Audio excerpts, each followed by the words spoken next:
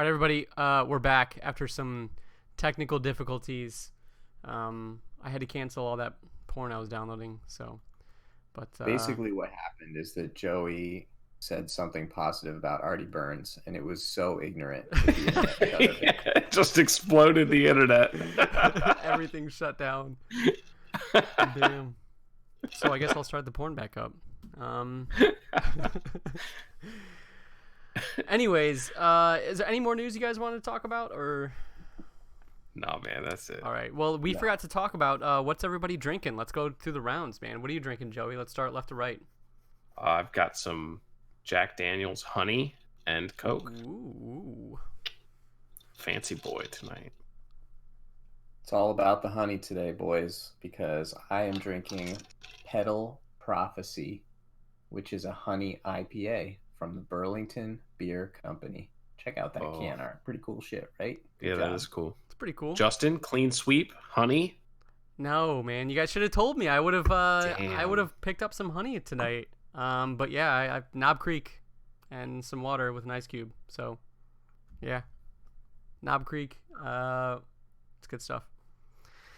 100 proof, guys. All right. I can understand why you'd be drinking the hard stuff, Justin. I know. I think we mentioned it before the podcast, but I haven't drank in like 2.5 weeks, almost 3 weeks. And yeah, this one I was like, fuck, I got to talk about the Browns, huh? So I decided to break out the 100 proof that we had on the shelf. So with that, I'm going to need it. Let's talk a little bit before we get into pick'ems. I know we're supposed to get into pick'ems. Let's talk a little bit about interactions as well. So we had Heriberta commented on the the Facebook page. He said the Browns are garbage week after week. They find new ways to disappoint and suck the life out of me. And I just can't help but say to myself, man, it's good to be a Browns fan.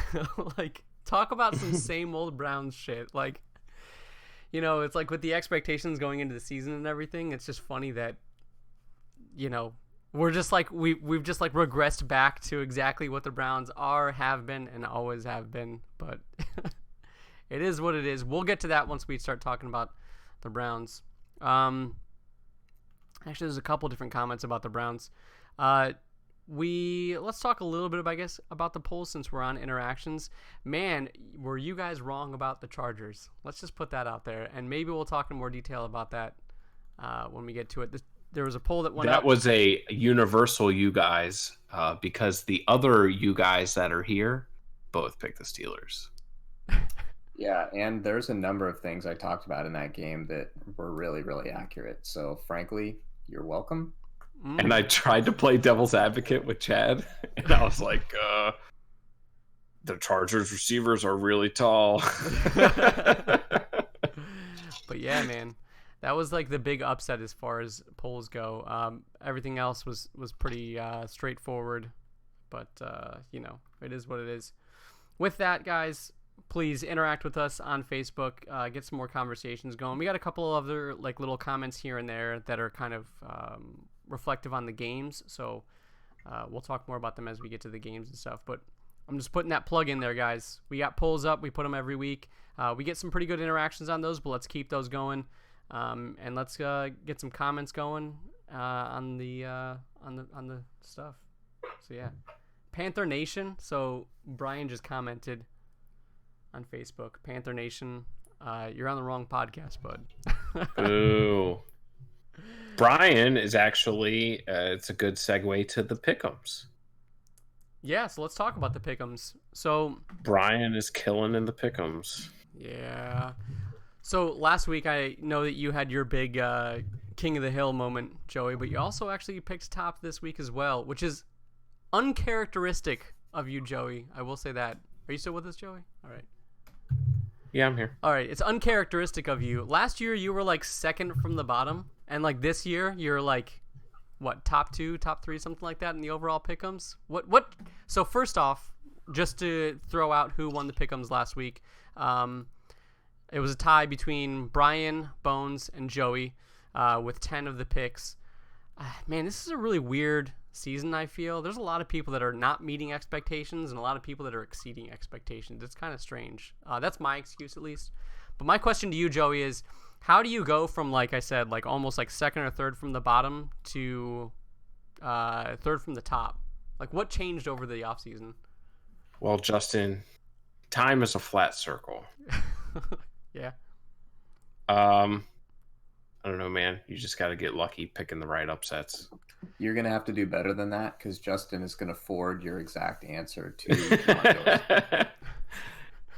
John. Take a team from worst to first. I don't know. I just listened. Yeah.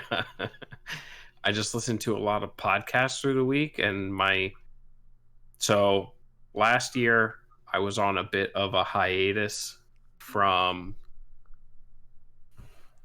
my gambling. And this year we're in full research mode every week, and maybe that the little gambling rat brain. Yeah, I was about to say, just like stepped it up. You're like, shit, I got something on the line here. Yeah, I don't know. I've maybe, am I the only one that feels like there's a lot of teams that have not met expectations, and a lot of teams that have exceeded expectations. Like last year I felt like we had an idea going into a lot of the games who people were, but here we are in week 6, and I think there's still a lot of question marks with a lot of teams. Does that feel justified? Yeah, the first few weeks are always a crapshoot because nobody knows really what anyone is, and how far that goes into a season with a team just varies by team. Yeah. You know, like, what are the Cowboys this year? Yeah. Well, they just lost to the 0-5 Jets, so who knows? Should have seen that coming with Sam Darnold being back. I was just about to say that, man. I'm telling you, man. Best quarterback of the 2018 draft class. It's looking like it. No. I was going into the season talking about how the Jets were heavily underrated, and Game 1 was a massive upset because they could not adjust after CJ Mosley. Then Sam Darnold made out with a fucking high schooler or something. I don't know. And then now that he's back, I don't know. I think the Jets will have an interesting rest of the season, and I think they will exceed expectations because I think expectations with them are pretty low right now. But yeah, overall, as far as people who have stuck with us since week 1 of the pick, Brian is leading the pick. He's up by 2. So basically, he has to get everything wrong next week for me to overtake him. So, Hey, man, it's a marathon. Yeah. We're just over a third of the way through. So yeah, I have no idea what's happening. I honestly, usually I can, like, after a couple weeks get 2/3 of the games right pretty steadily, and I'm getting like less than half all the time right now. I don't know anything about the NFL except for that your 2 teams stink. My team is on the up and up. While we're talking about not knowing whether teams are good or not, where's the Patriots' quality win? What Steelers. Do you mean? Like, the Patriots are undefeated, the Bills are 5-1, but like, well, I don't know if those teams are good. Right. Their defense is number 1 in the league, but they've played the Jets with no Sam Darnold, and they've played the Dolphins and the Bills. So wait a minute. And they shit all over the Steelers, but that's the Steelers thing. That's not. The opponents matter in understanding the success of a team. This is actually double the sample size. Okay. So as you get a larger sample size, it becomes more and more valid. Okay.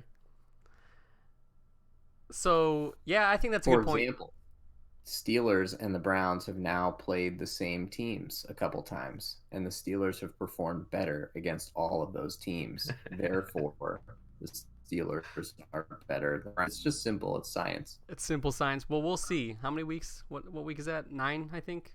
Or is it late in the season? It's a while. Yeah, I can keep this nonsense up for a little while yet. All right. Well, we'll see. All right, let's move on to the game. So speaking of, who are they and what are they and, everything else in between, and riding on the back of Heriberta's comment, It's like weird. I had this like coming to moment this week because it was my expectations for the Browns are right back where they were last year now. Like I've gone completely from the beginning of this season, like riding the hype, riding the wave. I'm surfing on it. I'm feeling good, right? I'm getting all this shit out of my system of positive hype for my team to being like, I don't know, man. We'll figure it out. Like, I mean, maybe we'll get a win, you know? I don't know. It's fucking tough, man. It was such a tough game. So I would like to highlight two specific things. Well, I guess three specific things from this game, which I think is enough. So first off is dropped passes. So apparently the Browns are leading the NFL in dropped passes right now, which kind of leads me a little bit into my second point of asking where, why, how, what's causing that to happen. So I went over and I watched a bunch of the footage again today, and it seems to be a little bit of a combination, right? You know, obviously I know everybody wants to jump on Baker Mayfield, right? But I'm going to take the, I guess, high road, I don't know, and talk about the receivers first. I'll talk about that first, and then I'll go on to Baker Mayfield because I do have criticisms. So with the receivers, there are some points where it's just like, dude, like, you have to fucking catch that ball. With Antonio Callaway, that's 2 games in a row now that he's dropped incredibly crucial catches. And then there was another play, that interception just before the halftime. It got batted up by 3 different people, and while it was in the air, Antonio Callaway was just kind of watching it like this. Like, you got to go for that fucking ball, right? So Antonio Callaway is effectively on my shit list right now. Then you look at guys like Odell Beckham, who are known for their crucial catches, but they're consistently dropping passes from Baker Mayfield, right? And then from there, you kind of have to diverge and say, well, maybe that's not the problem, right? Again, I think that some of these catches are very catchable balls by these top-tier NFL receivers that catch balls for a living. But 2 things with Baker Mayfield. Number 1, he leads behind the receivers, the back shoulder on the receivers a lot. And number 2 is he drills it hard and fast. So where does that come into? How do we criticize him for that, and how do we break it down other than just saying those things? My stances are, number 1, chemistry, building chemistry with receivers, which just goes in. I mean, you could, if you want to do like root cause analysis, break this all the way back to the preseason. They should have fucking played in the preseason. They should have been in practice. This is their first year all working together as a unit. That's like unacceptable now looking back at this point. And then number 2, play calling and coaching, right? These are things that like Baker needs to get from his mentors in that field. So Rex Ryan went back and did some look over on the tape with Baker and said, because he was confused at why, people were so harsh on his take with Baker Mayfield being overrated. And one of the things that he specifically said was that Baker does not get a lot of checkdowns. A lot of what Baker gets are big plays, like all or nothing type plays. And for someone that's in their sophomore year, I mean, effectively game, 18 or 19, I think this might be. So not even his completely like in his sophomore year. He needs those safety valves as someone who's that early in his career. Like, that's incredibly important. It's crucial. It's young quarterback 101. Exactly. Right. Good point. So I'm gonna wrap this up because I have a lot more to say, but I could go on for a fucking year. So I'll segue this over to you guys. Joey? Well, or Chad? Sure. Sorry. I definitely noticed, and I think I first noticed it last week, but I didn't really write it down. So I figured it was an anomaly. But Odell Beckham is dropping passes. A lot. Like, he just is, especially Easy early passes. in the game. Like, multiple. Like, this game, I think he dropped 3 or 4. Definitely last week, I noticed him drop at least 1 early in the game. I don't know what the deal is. Like, they're definitely not perfect passes. I think if you want to talk about Baker, I'd say maybe we just dial back our celebration of him being the most accurate pocket passer in the history of the league. Like, well, right I now, wouldn't go he's that far, not Chad. Let's all right. Come on. Like, but that being said, like, he's throwing catchable balls. Like, right. I think one of Odell's drops, he had just turned to the ball and it was a little behind him, and he, like, it bounced off his hands. And, like, I would say an average receiver, you don't even think about it. You're like, well, if he's just looking up for the ball and it's already there and it's behind him, you don't catch that. But Odell does catch it. That's why you traded away your best offensive lineman, because he catches it. If his hands are on it, he catches it. They got the fancy gloves. He's got the skills. He catches it on the, what's that little machine? He does the one-handed catches on the machine. Yeah, the jugs machine. So, like, this is what it's all about. So, yeah, I'm just, like, straight up disappointed. I think that Cleveland's wide receivers have been disappointing. They're just not playing as well as they're supposed to. Yeah, like watching through that footage again was like painful, because even through the second half, which was like a what is it? Not montage, but like I don't know. Can't think of the word. Mantra. That's the word. Mantra. Oh. So my mantra has always been that good teams can get up at the half, but great teams come back after the half, right? So the idea is that, like, if you're down after the half, like with the Seahawks, ain't nothing but a thing, right? Like with the Patriots, you're right where they want you to be, right? Feeling confident, cocky, you didn't adjust your game plan, you came out of the locker room and you're still going to do what you did, right? So I think the Browns, first off, coaching-wise, need to overcome that. But second off, even coming out of the locker room at second half, like, there was still just dropped passes. That's just, again, it felt inexcusable, because it's like, you know, if that was caught, you know, we can do that all day. But this game was within their grasp, and it was winnable. I mean, again, it's the Seahawks, though, so, you know, down by however many and then coming back to, you know, win the game by less than a touchdown is the Seahawks. That's their mantra, right? So go ahead, Joey. You got something? Yeah. For me, I think the story of the Browns so far is the self-inflicted big swings in games, and it's been incredible inefficiency in the red zone with all the red zone. Baker was remarkable in the red zone last year. Yeah.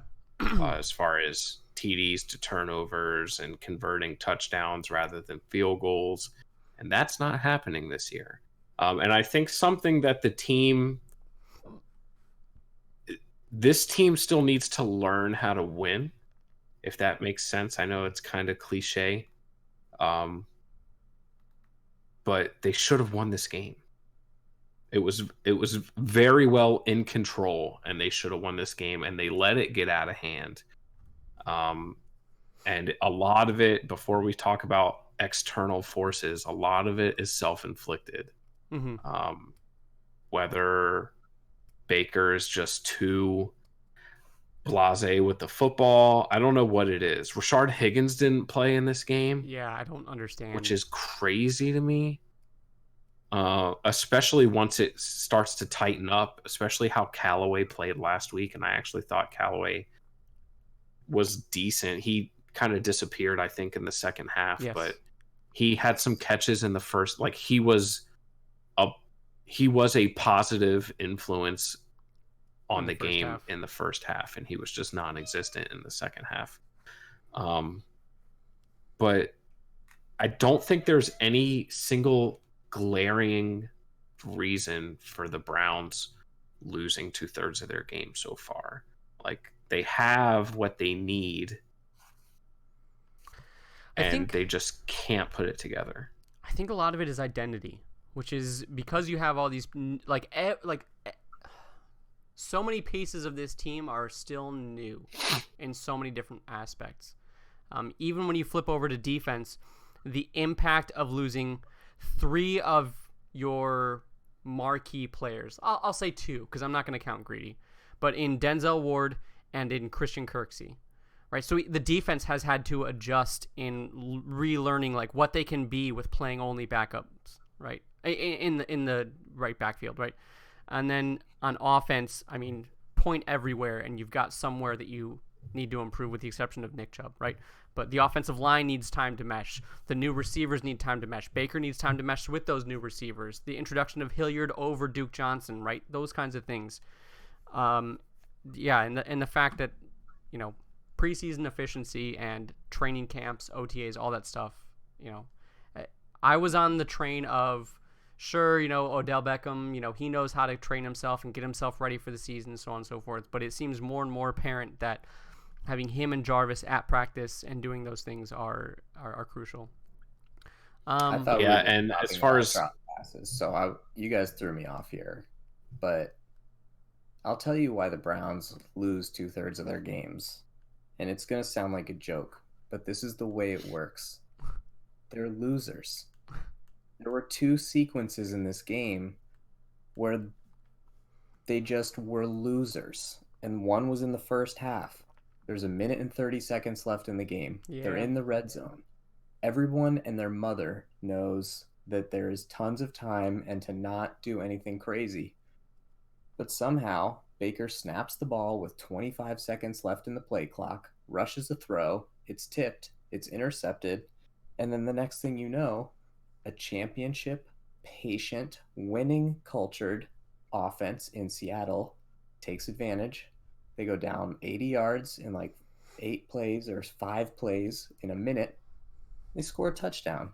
It's like, dude, you just had an 11-point swing because you're poorly coached. Now, I didn't bring that up because I thought we were talking about receivers dropping passes, which I don't think has anything to do with the coaching. But when you put it all together, you've just got losing. I thought the Browns' offensive line played its best game. I would agree. They Yeah. were really doing well. But in the third quarter, Chris Hubbard, holding penalty, 2nd and 20. Then they run a screen pass to their best player, Chubb. He fumbles. Yeah. Boom. Another like sequence where they just like lose control, and it's just a different way every time. Like right now, and I mean this in the nicest way I can say it because it's been happening to my team too. They're losers. Like they find a way to lose. And it happened in the fourth quarter. They had a 4th and 2. They went for it. They converted it barely. Then they get down to the 2-yard line. They basically panic. They throw a shitty fade on 3rd down. Then they decide to go for it on 4th down. But then, right as they get an easy touchdown, Freddie Kitchens challenges it as they're literally they already had the play called. They lose the challenge. They call Ice the his own same team. play. It gets blown up. Like, Yeah. they let bad things cascade. Yeah. Yeah, so as much as I hate to, I will agree with you on that. I want to go back real quick to a lot of the Baker interceptions, real quick, and a lot of them are from balls that have bounced off of receivers' hands. So while I'm not going to completely excuse Baker, I'm going to make the excuse for Baker and show about how a lot of those are off the hands of receivers. Go ahead, Joey. So he had 3 picks in this game. Mm-hmm. 2. So even though the interception in the red zone at the end of the first half was a tipped ball, like it was not like good. Chad said, he tried to force it in. Right. It was not a smart pass. Right. There was 1 receiver and like 3 defenders around there.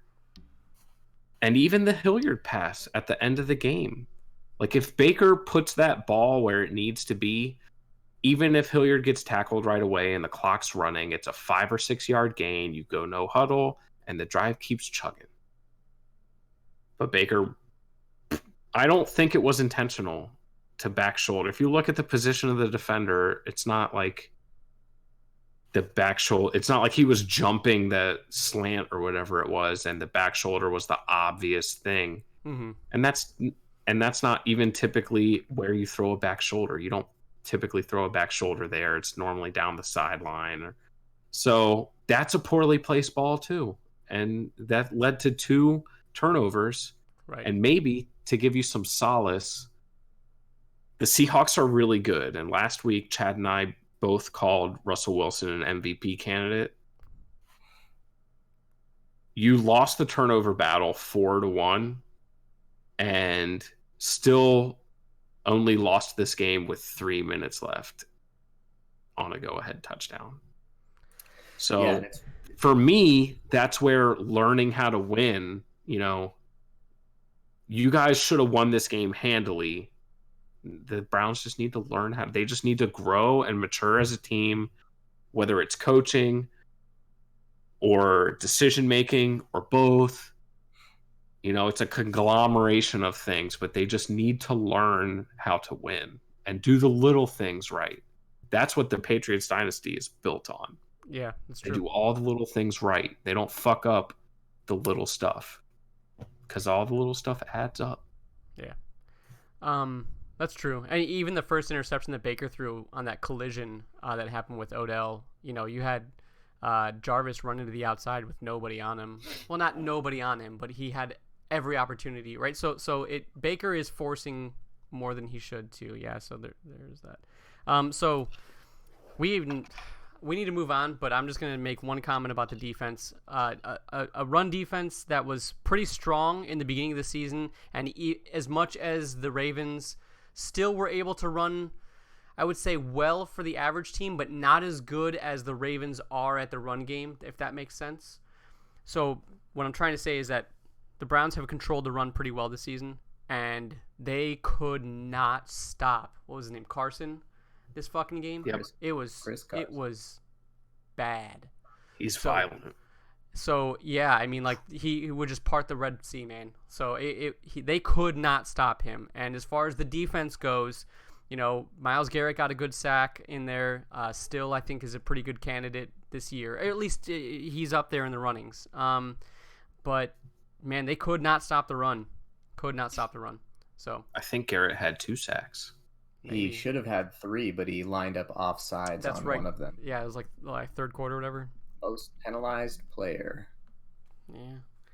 All right, so let's move on. We need to move on. We spent way too much time already on the Browns. Let's talk about the Bengals and the Ravens, the divisional matchup this week, to which we have no representative for the Bengals yet. So yeah. So this game, final score was 23-17. But this game was never really in jeopardy. It started with a kickoff return for a touchdown for the Bengals, and I still didn't really flinch about it. I don't know, man. The Bengals are garbage. They're on off when the Bengals had the football. They didn't really do much outside of Auden Tate. Auden Tate made everybody his bitch on the Ravens defense with his length. He just made some good plays. He eliminated the drops that have been plaguing him the last couple weeks. He was out there mossing Brandon Carr. He was out there mossing Maurice Kennedy. Marlon Humphrey did Marlon Humphrey things to Tyler Boyd. The Bengals couldn't run the football. That's been the story of the Bengals this year. And the Ravens basically spotted them 10 points. The Mark Andrews fumble gave them a short field that they turned into a field goal, and the kickoff return. So take those 10 points away. The Ravens win 23-7, and that's a lot more what this game felt like for me. The Ravens, when they had the ball, first play from scrimmage was Lamar Jackson, 36-yard scamper, and that was a sign of things to come. That 36-yard scamper was more than the Bengals had rushing all day, 33 yards. So Lamar did another one of those like combination stat, hasn't happened in the Super Bowl era. Pass for 200 yards, run for 150 yards, but nothing was forced. And one positive note on Lamar passing was Hollywood was inactive in this game.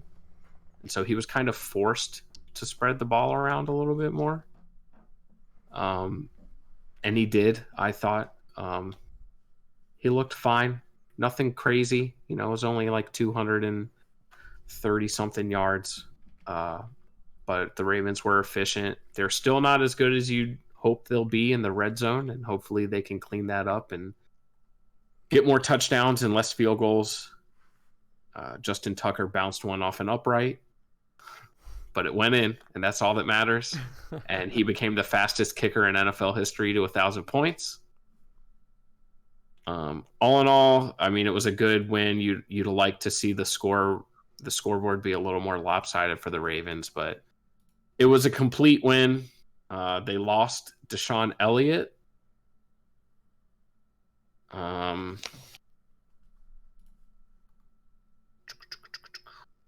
He's on the IR now. So they re-signed Bennett Jackson. He was a guy that played some safety, a bigger guy, played some strong safety in the preseason for him. And Chuck Clark wore the green dot, and apparently he's stepped up pretty big time. He's a pretty good leader. He's had 3 years in this Wink Martindale defense, so he knows it better than most on the team. And seemed pretty seamless transition against not really a tall task in the Bengals, but a good game to ease somebody into play calling for sure. So with Lamar Jackson passing in this game for 200 and plus yards, right? Rushing for over 100 yards. Over 150. Over 150. So first question, future of the franchise, like franchise quarterback, tag him, keep him, right, around for 10 years. What do you think about that? Because running quarterbacks don't tend to last as long. I think as much as Baker Mayfield, yes. I think he's young and he has some questions. But I think maybe even more than Baker, he's shown development since coming in. So that's really promising. I think right now, yeah, he's the franchise QB. He doesn't take. He got a little reckless in this game towards the end, I think, and took some unnecessary shots. But until this week, he's been very, very good at getting out of bounds and picking his spots. It seems to be something that he's thinking about every time he takes off, a la Russell Wilson, who you don't really see take shots. If he can do that, then yeah, absolutely, he can have a big career. Yeah, I mean, nobody was talking about Russell Wilson as the best player in the NFL until this year, and it's his 8th year. So, I mean, like, you can be good enough to win games and get a little better and a little better and a little better. Yeah. But he has a Super Bowl ring. I mean, yeah, and in that time, they weren't talking about him as the best player in the NFL. He was just right. a good enough quarterback to do what needed to be done. I don't have a lot to add to what you said, Joey. I didn't love that he was running up the middle and taking big hits. The read option continues to be absolutely devastating. So they, keep doing it whenever you want. I thought it was good that he played conservatively because he threw the ball deep once, and it was like the worst throw I've ever seen. He had 2 wide open receivers on the left side, and he threw it right between them. It was a classic Lamar. To the point where the broadcast team is like, well, I didn't know if that was to Snead or they'll like circle the guy 12 yards downfield. Maybe it was to this guy. I was like, Jesus Christ. But the running game was so on point that I made a note of this. I think the first quarter time of possession was like 12 minutes to 3 minutes Ravens. Yeah. And I think the fourth quarter was pretty similar. Yeah. So, I mean, they really, really dominated. I actually thought the Bengals defense, the linebackers showed a little bit of improvement. I thought Jermaine Pratt, who I've been pretty critical of, was actually like getting himself in the thick of it in the running game and making some tackles. And I mean, he certainly wasn't disrupting anything, but like he was doing linebacker things that I don't think the Bengals have anyone else that is doing. And Auden Tate, I mean, I wanted to make fun of the Ravens for how well he was doing. Oh man, we're frozen again. Oh no, we're not frozen. We're okay, you guys were just so still. Was on the edge waiting for your Auden Tate take. He was just playing so well. Like all of his catches were like fantastic catches, and I wanted to make fun of the Ravens about it, but it's just like, nah, he's just doing a really good job. Dude, who's this Bozeman guy that plays left tackle? I thought the Bengals were supposed to have a bad left tackle. Bozeman was a freaking mess. He had like 4 penalties. He couldn't do anything. He sucks. Yeah. Yeah. But the Ravens ran with much success to the left. You heard it here, guys. To Chad's, what's up with Bozeman? He sucks. Joey's, yeah. Yeah. I think this offensive line has overperformed this year. Lamar Jackson. So it's kind of a double-sided coin with mobile quarterbacks oftentimes, where they take more sacks because they're moving around more, and all you have to do, even after you escape the pocket, is get tackled behind the line, and it's a sack. But so I think the defense gets more opportunities, and sometimes that leads to more sacks, and sometimes it doesn't. But it's also very hard for pass blockers with the quarterback changing directions and, trying to really figure out where you need to be blocking from. I think the Ravens have surprised me. They've overperformed for me as an offensive line unit this year. So I'm good with it. I would say one other thing that you might consider getting your coaching staff on is telling your tight ends to stop hurdling people. It's like really not working. It's really not working at all. That's around the NFL right now, though, right? It's around the NFL, but it's an epidemic in the Ravens tight end room. Nick Boyle does it, and he is not regarded as like a super athletic dude. They all do it. And I think this week was the first time that I realized, so I'm pretty sure we've seen a tight end hurdle or try to hurdle somebody in every single Ravens game this year.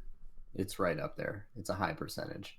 And I don't think that happens in every NFL game. No, normally so there's a high volume of passes. So there's a lot more opportunity with tight ends running down the field with the ball, but hopefully it stops. Tried to hurdle a guy that he outweighs by 80 pounds, and in the act of doing it, he need the football. He need the ball out of his own. Yeah.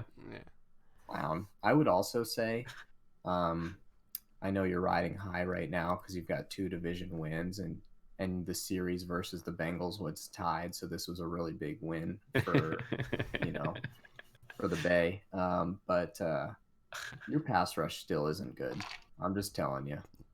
They're really not. They got 2 sacks. They were both on the penultimate drive of the game when Cincinnati had to be pushing the ball way upfield. They went into some sort of gimmicky no defensive lineman defense in order to get the 2 sacks. Yeah, boy. 6 linebackers.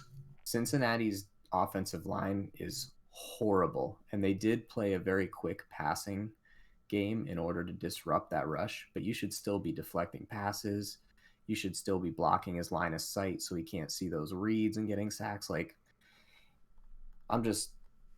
going to need to improve there. That's, coming off of a win against a bad team. This is the kind of thing that you can see okay, this is an area that needs improvement. The pass rush still has a ways to go. But to end on a nice note, because you did win, this linebacker Bynes, he seems to be awesome. What a revelation. You basically got him for free for nothing, and he's just stepped into the starting lineup and is playing really well. Yeah, he and Fort are getting the playing time. Bynes had the really nice deflection to Humphrey for the interception. Haven't seen a linebacker perform like that in pass coverage since Mosley. Not by no means is Josh Bynes CJ Mosley, but they wear the same number, so there you go. So yeah, I think what's interesting is that the Ravens are about to face probably the toughest part of their schedule. So it'll be interesting to see kind of this, test their mettle, kind of see what they're made of, and regardless of the fact that they're about to face the tough part of their schedule, do they still have the chance to win the division? I think they are the favorite.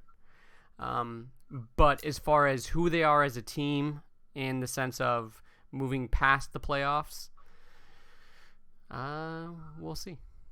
We will see. I think in a meta sense on this season, Lamar gives you a chance to win any game.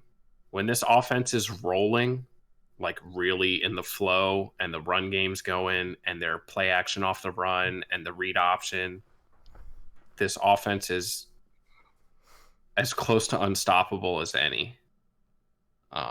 Lamar with the ball in his hands is the best weapon in the NFL. I don't care what anybody says. Tyreek Hill or Christian McCaffrey are like 2A and 2B to me.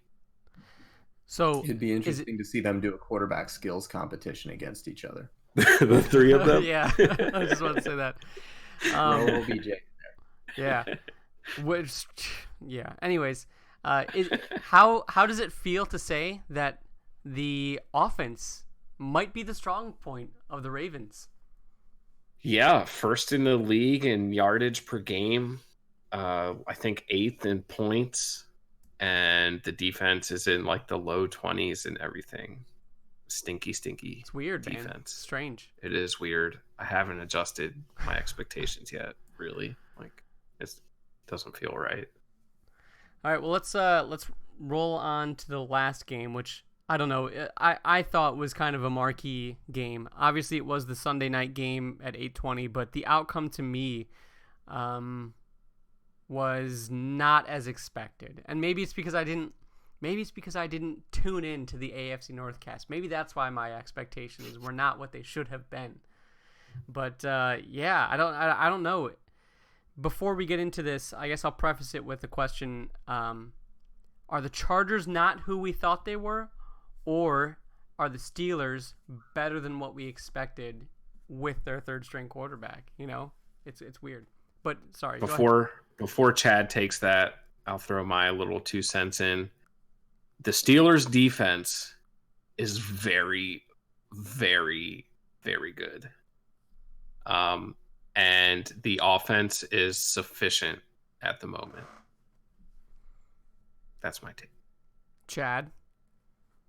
Look, the Steelers were winning 24-0 when the fourth quarter started. There's no way you can answer this question without saying that the Steelers are better than you two thought they were. Oh, yeah, I've been absolutely. saying all year that the Steelers are better than their record, but of course it doesn't matter. None of that matters. Like, they lost. They're losers. They're doing a lot of the same stuff that I just told you the Browns are doing, Justin. I'd love to be able to say that and have it just be a joke at someone else's expense, but it's also a joke at my expense. But they weren't that on Sunday night. They did a lot of the things that we've been talking about, in some cases for weeks, a la, guess what, guys and girls? James Conner breaks tackles. He really breaks weak-ass tackles, like, easily. And he did a whole lot of that, especially in the passing game. Got enough of the running game going, although the numbers don't look good, that every time the Chargers stiffened up against the run, they'd leak him out into the flat, and he'd go buck wild. I told you guys the defense was getting better every week, and I said that they were going to be pissed off. And they nearly murdered Phillip Rivers on basically the first 5 plays of the game and came up with a fumble because Phillip Rivers was so desperate to get the ball out of his hand. He threw it backwards way over Melvin Gordon's head. Mm-hmm. And, you know, I tell you guys, I was wrong about this. Vince Williams, savvy veteran Vince Williams runs over and jumps over the ball and just stares at it. Luckily, we got hustle maniac Devin Bush to run over there and pick it up and run it in for a touchdown. And that was after a sweet Tyson Alualu pass deflection that led to a Devin Bush interception. Devin Bush, early favorite for Rookie of the Year defensive. 6 turnovers this year. If you're counting, the Steelers have played 5 games.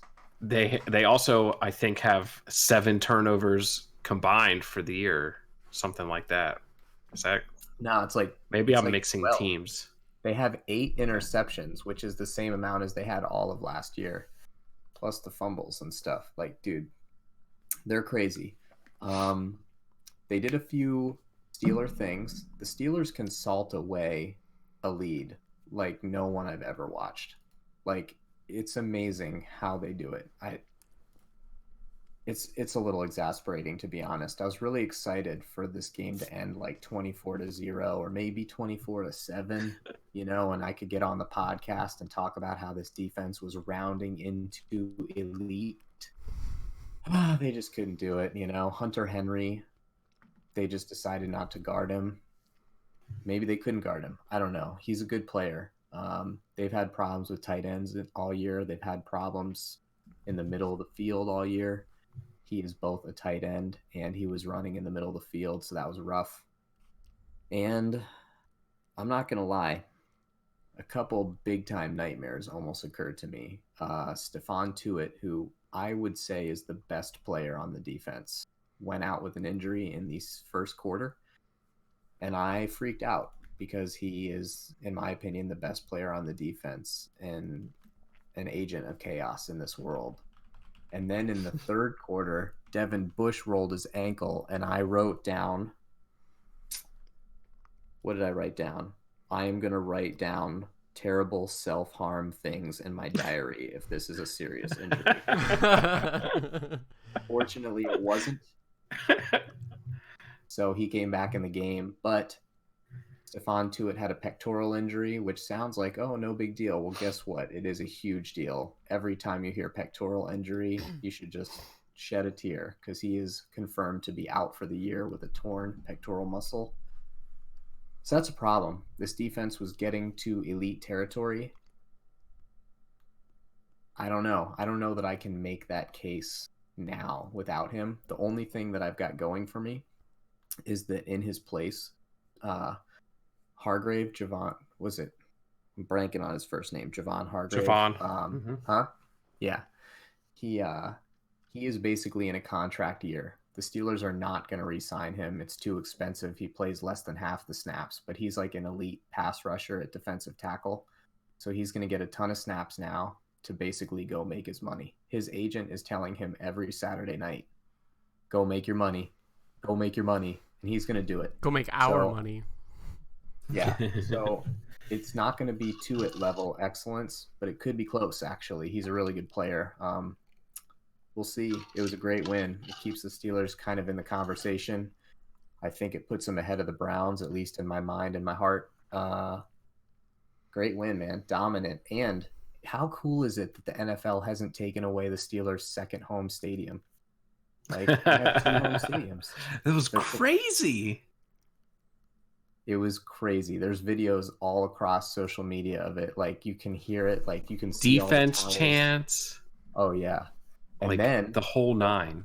They've tried to play. So the Steelers, if you don't know, at Heinz Field, they like to play Renegade on defense by sticks on like big third downs or big moments, and it gets everybody fired up. It's a kind of tradition. So LA, I've been saying San Diego a lot, and I mean it. I honestly mean it. I'll say LA once, just so everybody knows that I know. So San Diego, LA, La Diego played Renegade, but they tried to lead it into a Rickroll. Never going to give you up, never going to let you down, right. That whole nonsense. But like no one noticed it, I think, because the crowd got so fired up. So there's all these LA players that are pissed about it. They're like, what are you doing? Like, we know that we don't get a lot of home fans, but you don't have to play their song. Oh, man. It was just awesome. That was awesome. I think, to start the fourth quarter. Yeah. And the cool thing is, like, if you're going to be maybe bad and maybe end up as a 500 team or maybe worse, hopefully not, but like having everybody criticize that you don't have a first round draft pick, at least the 2 wins we have this year, we actually broke people's spirits. Mm-hmm. We broke Cincinnati, and now we've broken La Diego. I'm just glad that we got death, taxes, Phillip Rivers down 7 with a minute and a half left in the shotgun. I want you to close your eyes, clapping like a madman for his center to snap the ball before the play clock hits 0, like every week. Yeah. It is destiny. I do have one question, because the Steelers have some injuries at wide receivers. So we got another look at Dante Moncrief, and I would say it was a positive look. He made a nice catch, which you need to do. Like, we talk about being losers, right? We got Duck Hodges in there playing quarterback. The receivers have to lift him up. It's not always going to be perfect. They have to lift him up. Moncrief made a nice catch on the sideline, lifted Holton, number 80, did not come back to the ball aggressively on the one time he went deep, and that resulted in an interception. So he did not get lifted up on that play. Probably wasn't a great decision by Hodges, but Holton could have fought harder for that ball. And, that's just the I think kind of that stuff was we need to also see. his. Switzer. I wrote down too. I think that the Steelers' offense might be better with 10 players than with 10 plus Switzer. He had one catch for -2 yards. Switzer has No, one. he's drawing all the attention. He has one play that's awesome, and I'll tell you when to look for it. It's when he's back there on punt coverage, and it's usually when he's back around his own 10. He will stand on the 10 and he will wave for a fair catch, but he's tricking you because the ball's actually going over his head. So he's distracting the kick returners to try to surround him as he's catching it, but it's to let the ball go in the end zone. That's his best move. The most yards he ever gains on a return are by letting the ball go behind him into the end zone. I do not like it when he's on the field. I think he's probably a nice person, and I don't like saying negative things about people that are on my team, and I don't like it. I don't like seeing him out there. I think he's not good. And it basically just exposes the Steelers as having a position where they have to play a person that's not good at it. What about his return guy? He's even worse as a return guy. He's bad. He gains I think his average return is 3 yards. He's so bad as a return guy that last week in overtime, Mike Tomlin won the coin toss and elected to kick. That's how bad he is at returning.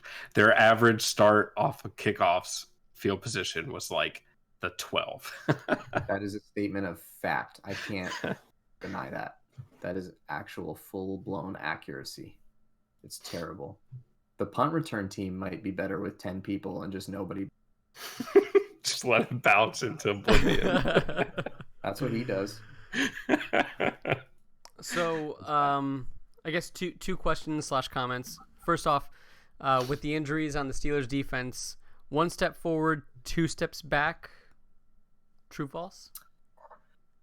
I hope not. I would say if anything, they kind of come out neutral. I think the defense will still play well because of the Hargrave contract situation and how few snaps he normally plays and how he'll just kind of bump in there.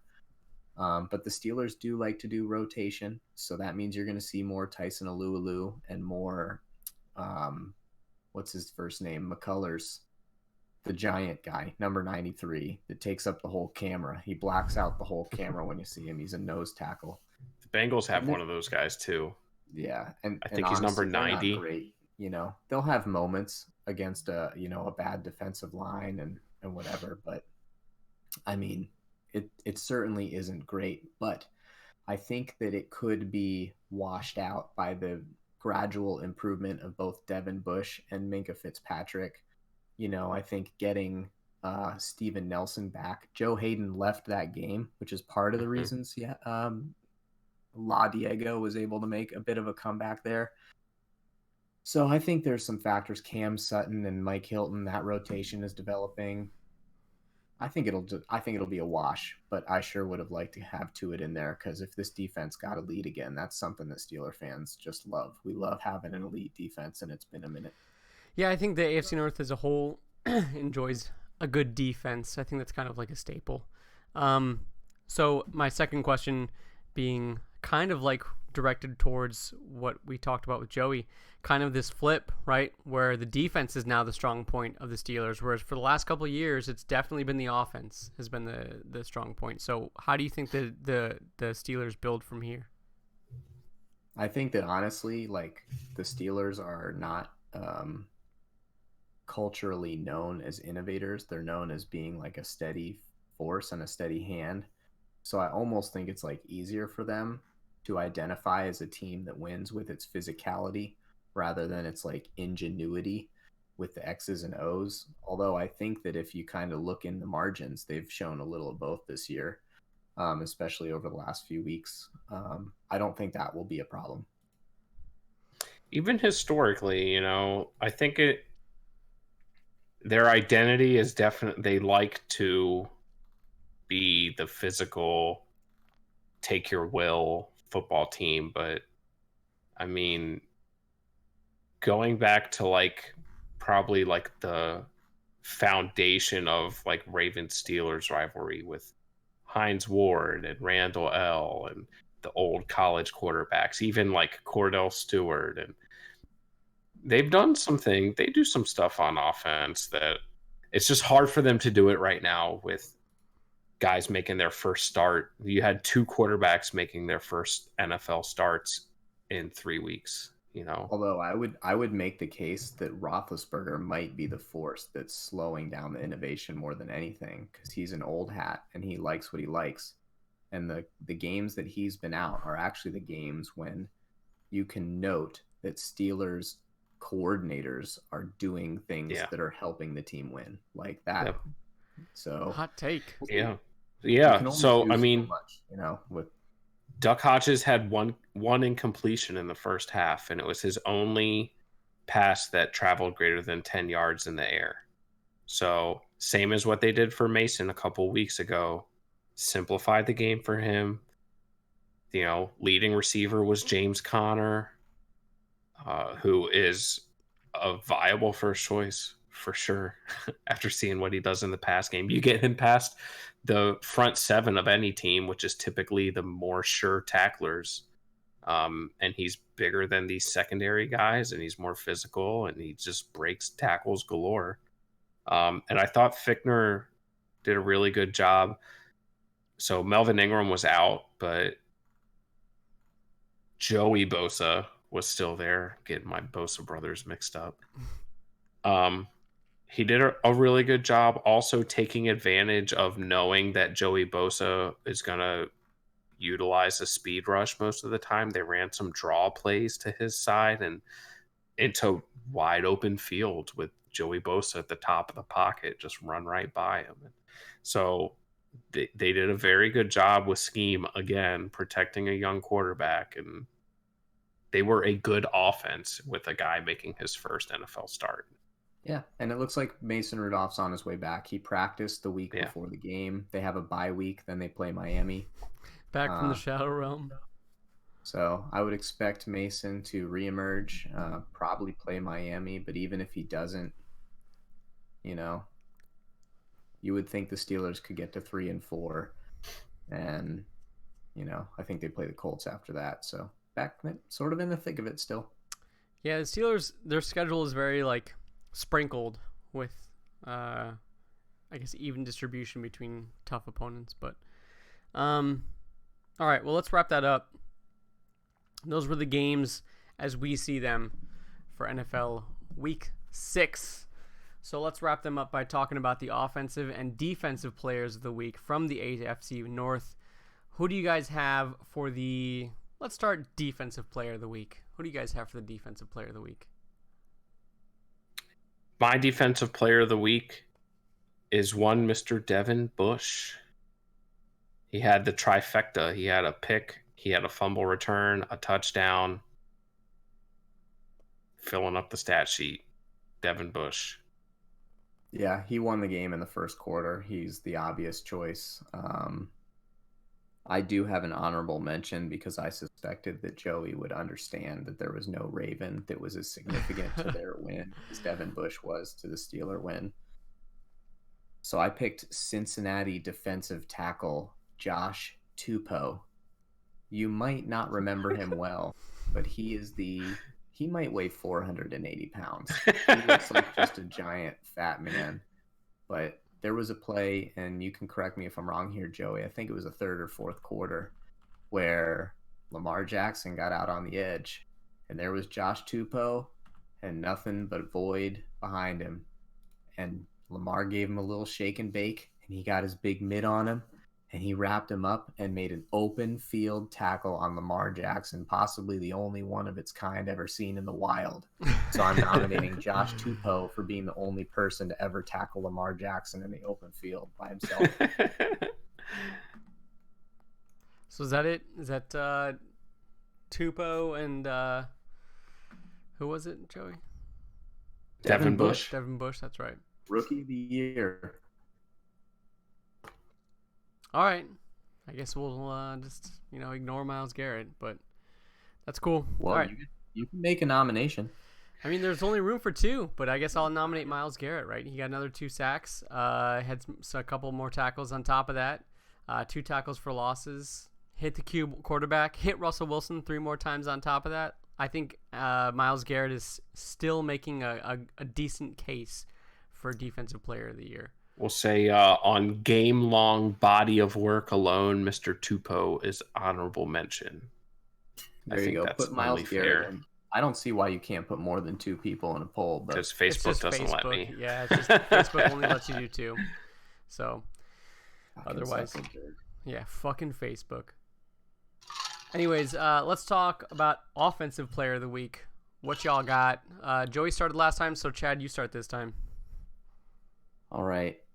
That's too bad because my honorable mention was really great, but I'm going to have to go serious. I'm going to have to go serious since I'm first and make sure he gets in there. I'm going to nominate James Conner. He went into this game with obviously the entire Chargers defensive room planning against him. They knew he would be the centerpiece of the offense. So his numbers, again, this is going to be similar to Mixon's nomination last week. His numbers weren't crazy. He had 16 rushes for a little over 40 yards and a touchdown. It's a nice touchdown, though. It's like a 12-yarder. Not easy to get a 12-yard touchdown in the red zone, unless you're Lamar Jackson. And he had 7 receptions for about 80 yards and another touchdown. So 2 touchdowns, over 100 yards from scrimmage when the entire defense is keyed on you as the key to that team's victory. James Conner, Offensive Player of the Week. Joey? Well, the only record-breaking offensive player in the division this week was Lamar Jackson. He's the only player to do something that nobody's ever done in the Super Bowl era in the regular season. Because Kaepernick did it in playoffs like 6 years ago. But Lamar Jackson threw for 236 yards and ran for 152 more. 8 yards a carry. 7.2 yards a pass, and got the W. He is the best offensive player in the league. He was electric. He gained yards at will against this porous Cincinnati defense. Had a couple more, like in a phone booth with a guy or 2 plays, with the exception of Tupou, and just makes people look foolish, just clowns guys constantly. So Lamar should come as no surprise as my Offensive Player of the Week nomination. The other stat we should keep track of for him is times that he throws the ball and the announcers can't figure out who it's supposed to have been to. So yeah, or what was the game from that we had before, like overthrown? Every time they say overthrown or something, you take a shot. Yeah I guess my mention was going to be Nick Chubb, right? Ran for 122 yards, rushing with 2 touchdowns, right? Had a couple receptions on top of that, 5 for 6 as far as receptions go. That's probably as good as you're going to get on the Browns these days. But that was my mention. But I think you guys got some pretty good ones. Yeah, the most important stack for Nick Chubb is that big old L that he took. Look, man, we're going to come back together, and we're going to show the world in Gillette Stadium, all right? Show the world. Honestly, I wouldn't be surprised. It'll probably be the toughest in complete team if they can ever play a complete game. Dude, the Browns podcast I listened to, it was so hilarious hearing them try to be positive. They're like, if the Browns could ever just play a complete game, I mean, if you just took a game and you subtract the turnovers, you subtract the penalties, you subtract, you make the right play calls, you make imagine what subtract everything that's negative about their game. Yeah, I cannot speak for my Browns. You're just like, I wish they were better. I cannot speak for my Browns brethren, but I can say that without going back on another Browns tangent, the coaches need to figure something out. I But do yeah, think They that got 2 can weeks. They can play the Patriots tough though. The Patriots have a lot of injuries. They over the last like hey, 3 weeks. I said at the beginning of the season that this one was going to be a W, and I'm going to fucking stick by it. All right, guys. But we'll talk about that next week. And we might get a cameo in the next few weeks Oh, here. hey. But I'll say it again. The Patriots haven't played anybody yet this year. Yeah. So let's wrap things up then. So that was the Except their stepson, the Steelers. But you can throw that game out every year. So that's it, guys. AFC Northcast. We're wrapping it up. NFL Week 6 review. Thanks for joining us. Thanks for coming along. We had some tough technical difficulties, but we pushed through. We pursued. We persevered through them. We threw an interception to end the first half, but we still found a way to win. That's right. That's right. Yeah, first quarter. I don't know. Anyways, so that being said, come check us out live. Please come interact with us on Facebook, on Twitch, on YouTube, whatever your medium is for watching live streams. On Tuesdays at 9:30 p.m. Eastern and on Thursdays at 9:30 p.m. Eastern. Tuesdays are review, Thursdays are preview. Come check them out with us. Come watch us. Talk some shit. That being said, the Thursday night games are about to be divisional games, boys. So we'll be talking about our division while our division plays in Thursday night. So that should be fun. Come check us out with those. Other than that, like, subscribe, share. Tell your friends, tell your family, tell everybody about how awesome the AFC Northcast is and how you want them to join the conversation with you and with us. Interact in the polls that we got. We'll have offensive and defensive player of the weeks coming up for you guys to vote in. Make some comments. We got Twitter.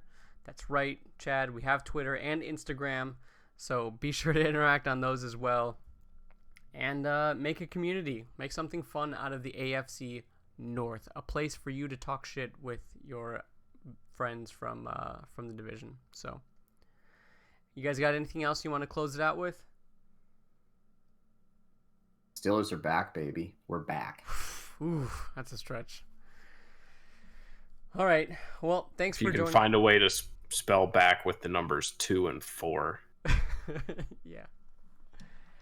Thanks for joining, everybody. We'll see you on Thursday where we preview only 2 games because the other 2 teams are on a bye. So, should be a good episode. We're going to do kind of like a state of the division kind of a thing, in which Chad will probably not be with us. We're going to try to flesh out some stuff. But we're going to talk about where the division is right now and where we think it's going from here, kind of revamp our predictions for the rest of the season. So I think that will be a really good episode for you to join in. Tell us what you think about the state of the division and to interact with. So do not miss it. We'll be good. Is that it? Yeah, man. All right. Well, thanks for joining. Catch everybody later. See ya. Peace.